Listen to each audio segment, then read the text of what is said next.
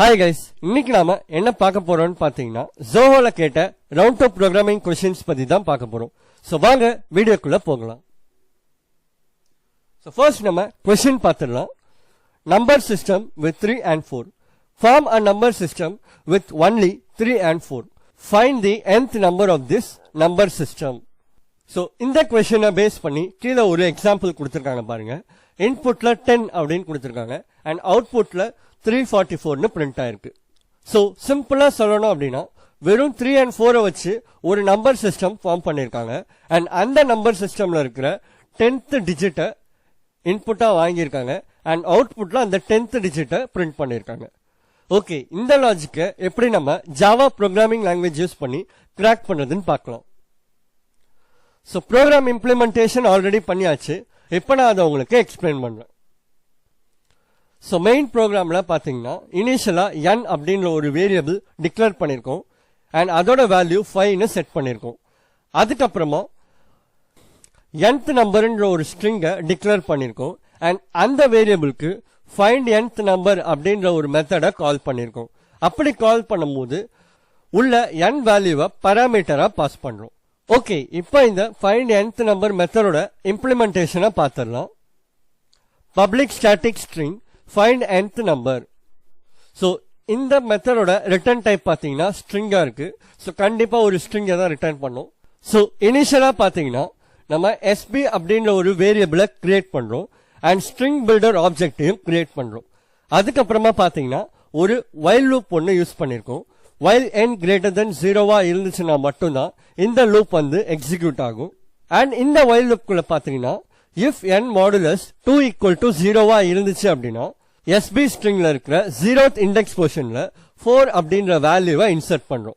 இல்ல இந்த condition satisfy ஆகல அப்படின்னா SB ஸ்ட்ரிங்ல இருக்கிற 0th இண்டெக்ஸ் பொசிஷன்ல 3 வேல்யூவை அப்டேட் பண்றோம். சோ ஒன்ஸ் இந்த if கண்டிஷன் கம்ப்ளீட் ஆனதுக்கு அப்புறமா n வேல்யூவை அப்டேட் பண்றோம். n equal to n-1 divided by 2ன்னு சொல்லிட்டு.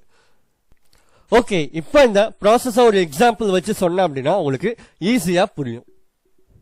சோ ஃபர்ஸ்ட் ஐட்ரேஷன்ல பாத்தீங்கன்னா while n greater than equal to 0-1 check பண்றோம். அதாவது 5 greater than 0-1 சொல்லிட்டு கண்டிஷன் சாட்டிஸ்ஃபை ஆனதுனால while loop குள்ள நம்ம டிராவல் பண்றோம். சோ அப்படி டிராவல் பண்ணும்போது ஃபர்ஸ்ட் if கண்டிஷன்ல பாருங்க, if n modulo 2 equal to 0-1 check பண்றோம். அதாவது 5 modulus 2 equal to 0-1 செக் பண்றோம். பட் நமக்கு ஆன்சர் 1ன்னு வந்திருக்கு, which is odd number. odd numberா இருக்கிறதுனால ஃபர்ஸ்ட் கண்டிஷன் நமக்கு சாட்டிஸ்ஃபை ஆகல. சோ else பார்ட்டுக்கு போயிட்டு நம்ம என்ன பண்றோம் அப்படின்னு பாருங்க, sb.insert of 0,3ன்னு பண்றோம். அதாவது SB ஸ்ட்ரிங்ல இருக்கிற 0th இண்டெக்ஸ் பொசிஷன்ல போயிட்டு 3 வேல்யூவை இன்சர்ட் பண்றோம். சோ ஒன்ஸ் இன்சர்ட் பண்ணதுக்கு அப்புறமா n வேல்யூவை நம்ம அப்டேட் பண்றோம். That is 5 - 1 divided by 2 which is 2. Okay, இப்போ அகைன் நம்ம செகண்ட் ஐட்ரேஷன் போறோம் while 2 greater than 0. சோ இப்போ கண்டிஷன் சாட்டிஸ்ஃபை ஆனதுனால நம்ம if கண்டிஷனுக்கு போறோம் செக் பண்றதுக்கு.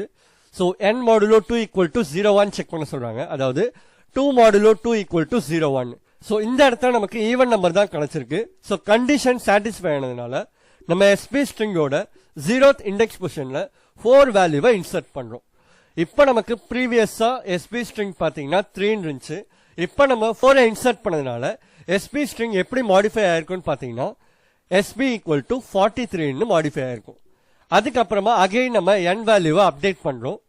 2 - 2 divided by 2 equal to 0. So again நம்ம தேர்ட் ஐட்ரேஷன் போறோம் while n greater than 0-1 check பண்றோம். சோ இந்த டைம் பாத்தீங்கன்னா n ஓட வேல்யூ 0வா இருக்கு.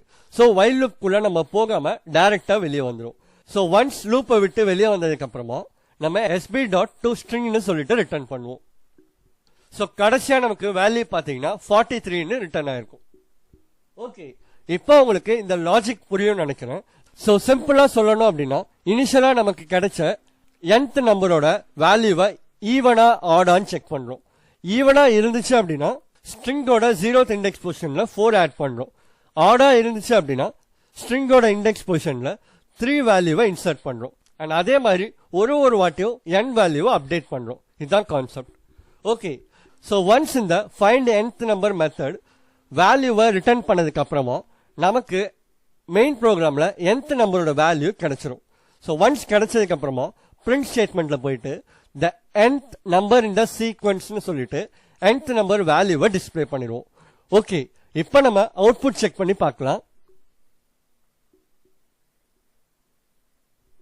The fifth number in the sequence 43 னு பிரிண்ட் ஆயிருக்கு.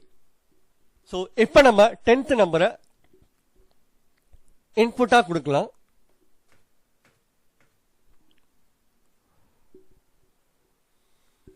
The 10th number in the sequence 344 னு பிரிண்ட் ஆயிருக்கு.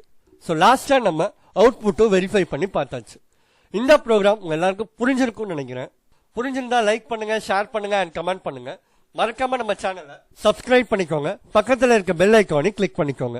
இதே மாதிரி இன்னொரு ப்ரோக்ராமோட உங்களை நெக்ஸ்ட் வீடியோல மீட் பண்றேன். Thank you guys.